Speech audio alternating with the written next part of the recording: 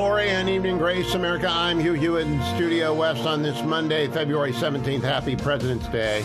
I'm happy to bring you Senator Tom Cotton to open the show. Senator Cotton is a longtime friend of the show. He's also the author of this brand new book, 7 Things You Can't Say About China.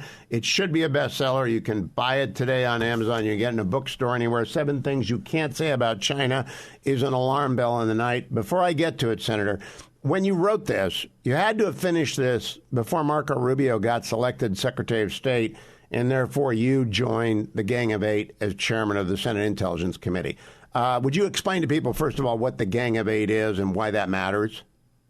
Yeah, Hugh, I actually spent most of the time writing this early last year. So in you might say the primary phase of the presidential campaign last year, we put it to bed probably in late summer. So it was well in advance of President Trump's victory or Senator Rubio becoming Secretary Rubio.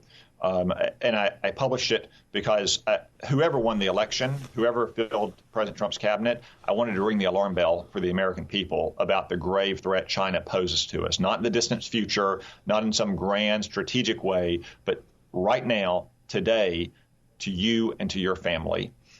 This is something I've seen for 10 years in the Senate on the Armed Services Committee and on the Intelligence Committee. As you say, I'm now the chairman of the Intelligence Committee. I'm a member, therefore, of the so-called Gang of Eight. That is the chairman and the senior ranking member of the 2 Intelligence Committees. So you get 4 of them. And then you get the Speaker and Minority Leader of the House, the Majority and Minority Leader of the Senate. We have access to the most sensitive intelligence to make sure that Congress is kept in the loop. And I can just tell you, after a couple months of being in the Gang of Eight, all it's done is confirm everything I say in 7 Things You Can't Say About China. Senator, we'll go through it methodically in the course of the week. The Davidson window is the moniker attached to that period of time during which China is allegedly able to, and we are unprepared to, prevent an invasion of Taiwan. Do you think the Davidson window is upon us, or has it been pushed back a little bit into the out years? That was Admiral Davidson, yes. And he said that by 2027, he's worried that the PLA will be ready and capable of invading Taiwan and seizing the island, and that our military might not be capable of stopping it. I will say that Taiwan is the hottest flashpoint in the world, even as there's an active war going on in Ukraine and the Middle East. A war over Taiwan would be a war unlike anything the world has ever witnessed, and is extremely dangerous. And a successful China policy for President Trump would be handing off the reins to the next president in January of 2029 without a conflict over Taiwan, with a stronger American military relative to China we have now, and a stronger Taiwan military as well. If we can do that, that would be a success, because the only way to succeed in a conflict over Taiwan is to deter it from happening in the first place. Now, Senator, at the end of this book, and we'll cover it in our sequence, you say China could win, and we'll cover their military buildup. I'd be surprised if they didn't win. They're sort of, as we were to World War II, they are to the new Cold War. They're overwhelming us with numbers. Yeah, and I say China could win in the last chapter. The 7th thing you can't say about China, because not many people want to face up to that fact. And as you say, Hugh, there's other parts of the book that talks about the massive military buildup, 1,200% increase in spending over the last 25 years. China's military is now by far the largest in the world and the second most technologically capable. And a lot of it is geared specifically towards an invasion and an annexation of Taiwan.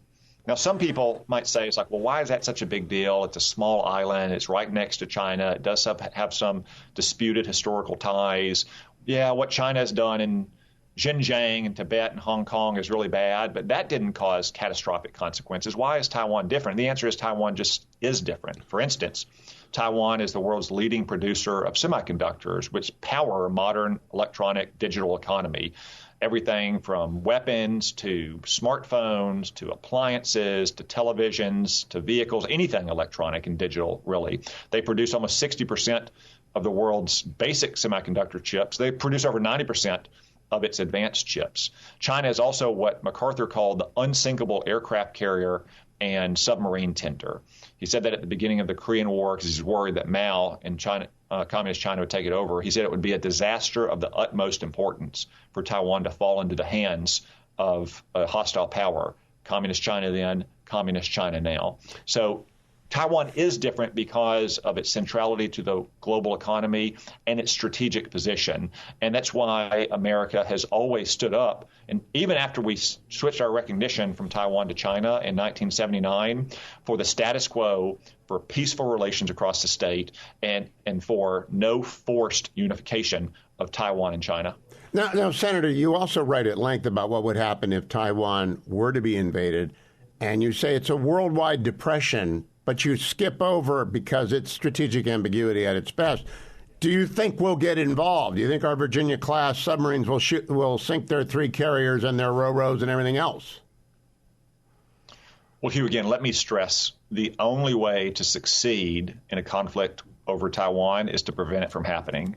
Again, I've seen lots of war games between the United States and China fighting over Taiwan. None of them have happy outcomes.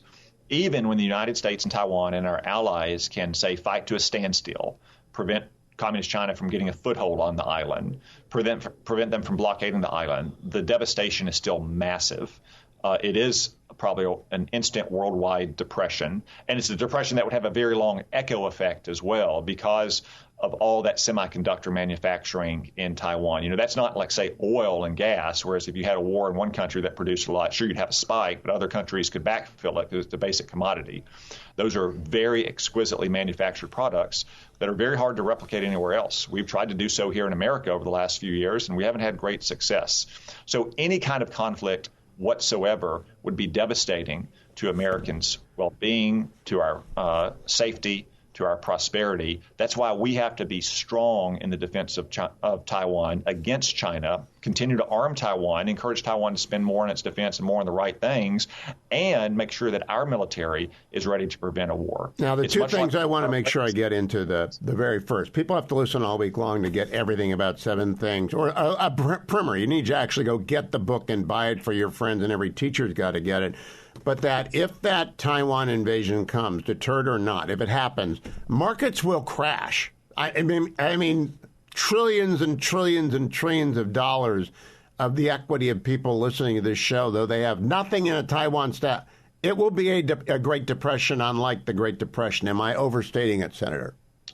No, I don't think you are, and that's not just your opinion or my opinion. I cite some of the leading experts on China or market players who have said it's an instant depression, again, partly because of the destruction of all that semiconductor manufacturing capacity on which the modern global economy depends. Also, unfortunately, China and the United States are deeply intertwined economically, and we're very dependent on China for many goods. We need to reduce that dependency, but if a war were to happen and it come to abrupt halt, again, you'd see an immediate depression.